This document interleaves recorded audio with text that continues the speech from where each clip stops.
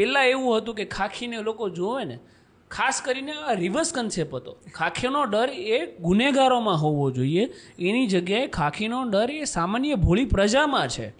ગુનેગારો બેફામ, ચોરી લૂંટફાટ બેફામ થાય, પણ જે બિચારા ગરીબ સામાન્ય લોકો છે જે પોલીસ સ્ટેશન જતાં પણ ડરે કે ભાઈ અમને કંઈ અમારા ઊંધા કેસમાં ફિટ કરી દેવામાં આવશે તો, અમને ગાળાગાળી કરવામાં આવશે તો, લોકો પોલીસ સ્ટેશન જતાં ડરતા.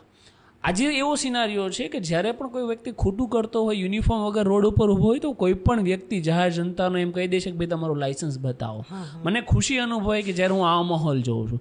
ભાઈ લોકો હવે ખોટું થતું હોય ત્યાં બોલતા થઈ ગયા છે, ખોટું થતું હોય ત્યાં અવાજ ઉઠાવતા થઈ ગયા છે. કોઈ પણ પોલીસ કર્મચારીઓથી સાવ આંધળો ડર નથી. ઠીક છે, પોલીસનો ડર હોવો જોઈએ, પણ કોને હોવો જોઈએ? સૌથી પહેલાં ક્રિમિનલ્સ લોકોને, ગુનેગારો, રીઢા ગુનેગારોને.